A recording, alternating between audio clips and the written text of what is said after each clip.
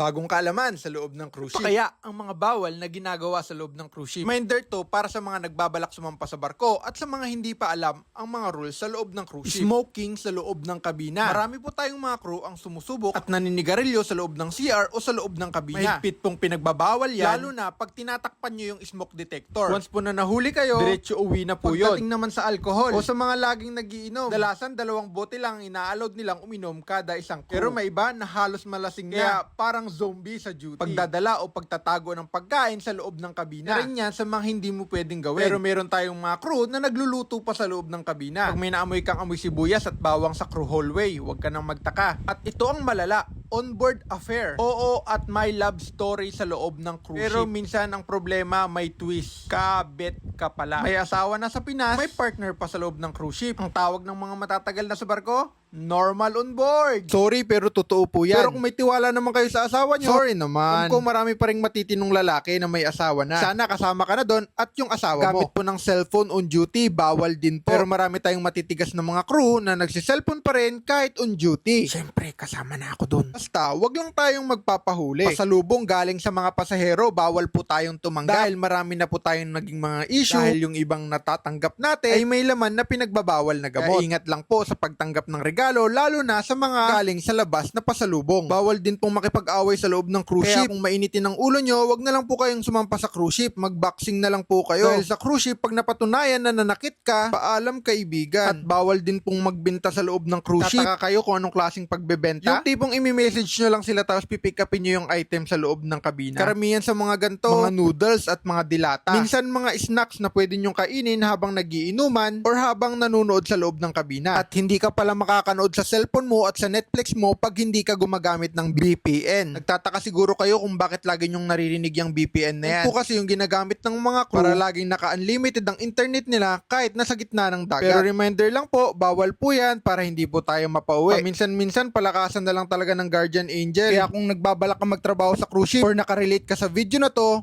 pa-follow naman ako kaibigan. Share nyo na rin sa mga kaibigan or mga kakilala nyo na gusto magtrabaho sa cruise ship. Content na to ay reminder lang na lagi tayong mag-iingat at isipin nating mabuti ang gagawin para safe at smooth ang crew contract natin. Kaya sa mga sasampa pa lang sa loob ng cruise ship, huwag na kayong magtaka o mabigla pag nakapagtrabaho na kayo sa cruise ship. Kung magtatanong pa kayo sa mga nagbabarko or matagal nang nagtatrabaho sa loob ng cruise ship, ang isasagot lang nila sa inyo, normal on board! Kaya habang naglalakad ako dito sa terrace na fiberglass, takot ka ba sa matataas? Sana ma-enjoy nyo tong view na to. View nakakatakot kasi parang mababasag yung salamin. Kaya kung gusto mo magtrabaho sa cruise ship, huwag kang matakot mag-apply at huwag kang susuko kasi hindi mo mararanasan to pag hindi mo susubukan. At sa muli, ako nga pala si Joey, ang kabinisa sa barko. At sa muli nating pagkikita, paalam!